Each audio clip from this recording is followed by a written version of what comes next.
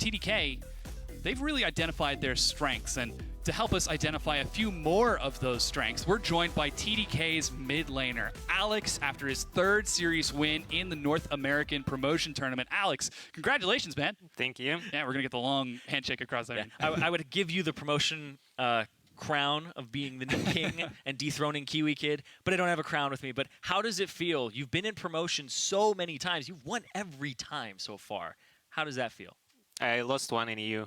Oh, you lost one in EU, but that was 0-3 against Unicorns to get 4th place, though. You didn't actually make it to promotion, right? Yeah. Yeah.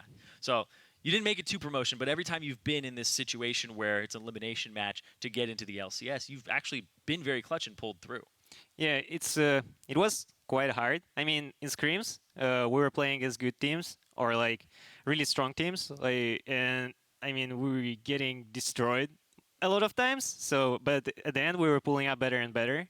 And I think a lot of our issues were communication issues because, like, when we, for example, play with Bishu, we have better communication, but then he's like worse support, right?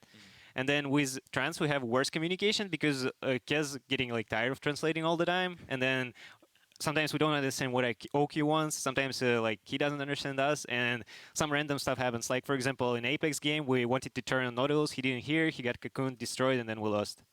So what's that been like? I mean, with the roster shuffling so recently and doing so, as you mentioned, difficult in scrims, how have you guys been able to pull it together? I guess we started learning Korean ourselves, and he started learning English. I know that Jushim means careful, so I say Jushim Ohq, or he understands that careful means Jushim, like in English. So okay, so it's about having a multilingual team to make sure everyone's on the same page. Yeah, pretty much. Yeah, I want to ask you about the matchup that you're going to be having against your old squad in Renegades. You helped them qualify, but you've also helped TDK qualify before. So what are your feelings coming into that match? Because you're going to be playing against Freeze, an old teammate of yours, even going back to NIP, I believe. And how is that feeling? How are you feeling about that matchup against Renegades? I mean, like, it feels really weird because I was part of a team.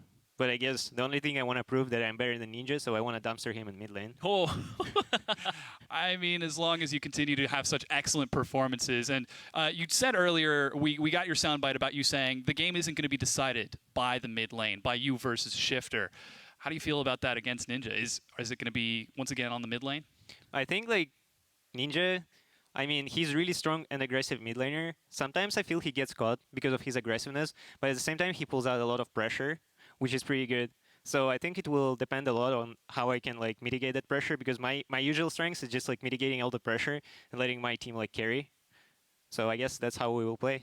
So you're going to mitigate the pressure, you're going to let your team carry. So going down to that bot lane, Ohq versus Freeze, how do you think that matchup's going to work out? Because they're both very talented players.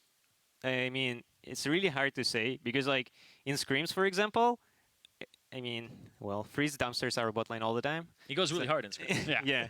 So I guess depends on what Ohq shows up, because I feel like Ohq, he doesn't really try hard in scrims, or I mean, he's like the player that off mood, and I feel like, I don't know, maybe he has some ritual, but when we play playoffs, it's just like the player that goes super ham and just destroys everyone. While in scrims, he usually, you know, likes to fall back and play like defensive. That's why it's really hard for me to say how it will go. Yeah, well, we're looking forward to see your performance against Renegades tomorrow. Alex, thank you so much for joining us to talk about that series win. Good luck tomorrow. We'll see you here once again. And let's actually take a look at the bracket. Hold on, we'll get that. There we go.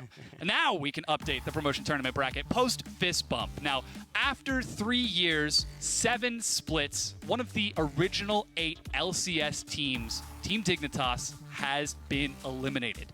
That means Team Dragon Knights will advance and battle Renegades for the upcoming LCS spot in the promotion tournament. That's going to be happening tomorrow. And again, it's old teammates, an old rival. Well, not really an old rivalry. What could be a new rivalry? New rivalry, of course. Dumpstering Ninja in mid lane. We're going to have to watch out for that from Alex, but also a very talented bot lane for both of these teams. And Renegades TDK, you know, they are the ones who made the trade. They're the ones who traded players, and so they actually saw something on the other team that was a kind of a diamond in the rough, and then they both bolstered their teams with players from the other one. So honestly, this is an exciting matchup. I want to see how it goes, and at the end of the day, you kind of learn who got the better of that trade.